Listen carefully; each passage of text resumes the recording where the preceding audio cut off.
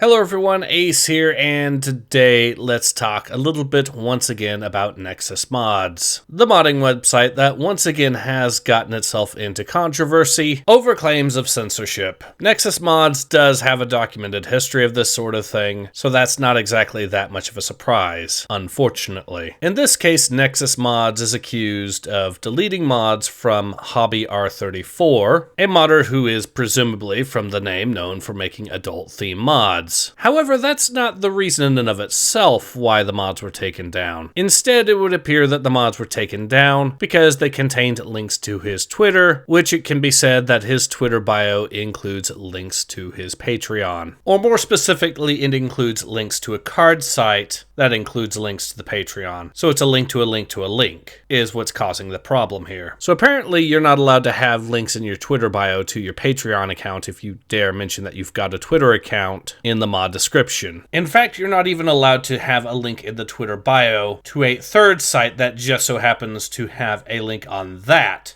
to your Patreon. It would appear then that Nexus Mods is therefore policing your off-platform behavior at that point. Considering Nexus Mods' past behavior, as well as the evidence currently presented, I believe it is reasonable enough to believe that this is the case here. I do ultimately believe at the end of the day that Nexus Mods has indeed censored HobbyR34 over him linking his Patreon page within his Twitter bio. And I do believe that Nexus Mods 100% deserves criticism for that. I would say, though, that Nexus Mods has already crossed the line into inexcusable due to previous controversies. This latest situation is yet another thing that they have done as far as I'm concerned. That said, I will also mention for a little bit that I don't entirely trust the testimony of HobbyR34. I will mention that there is evidence that at least one tweet that HobbyR34 made over this whole situation has since been taken down. The link provided as a source,